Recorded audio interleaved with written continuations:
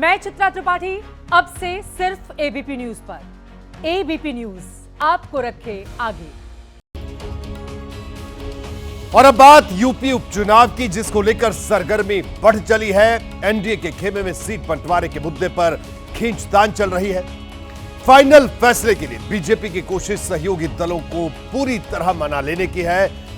इसके लिए सबसे ज्यादा ध्यान निषाद पार्टी और राष्ट्रीय लोकदल पर है।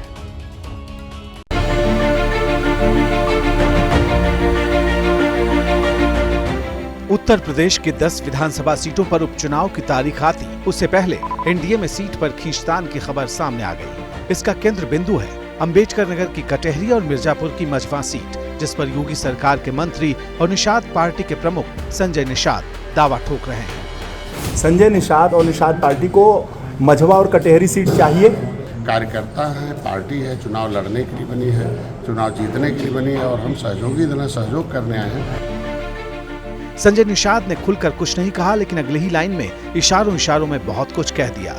कार्यकर्ता मनोबल से चुनाव लड़ाता है, चुनाव जितवाता है, और अगर सीट नहीं मिलती है तो उसका मनोबल टूटता है और वो जो है अपने उदासीन होकर बैठ जाता है। संजय निषाद की इस दबी ढकी बात के पीछे बड़ी वजह है। दरअसल खबर आई थी कि बीजेपी संजय निषाद की पार्टी के लिए एक सीट देने को तैयार थी, लेकिन शर्त ये थी कि चुनाव बीजेपी के सिंबल पर लड़ना होगा। इस पर संजय निषाद की नाराजगी सामने आई तो बीजेपी हरकत में आ गई और उन्हें मनाने की कोशिश शुरू हो गई। सूत्रों के मुताबिक सुबह संजय निषाद के पास सीएम हाउस से बुलावा आ गया। सीएम आवास पर मुख्यमंत्री से करीब आधे घंटे की मुलाकात के बाद संजय निषाद अपने घर लौट आए।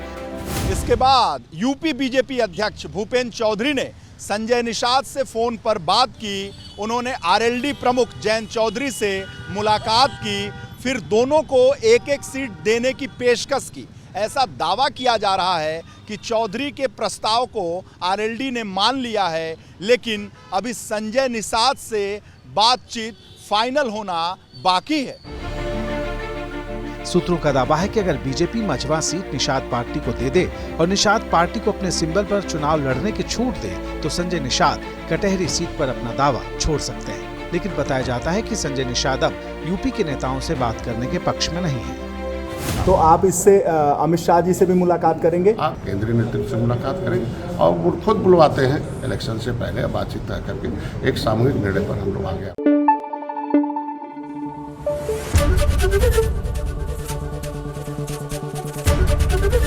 एबीपी न्यूज आपको रखे आगे।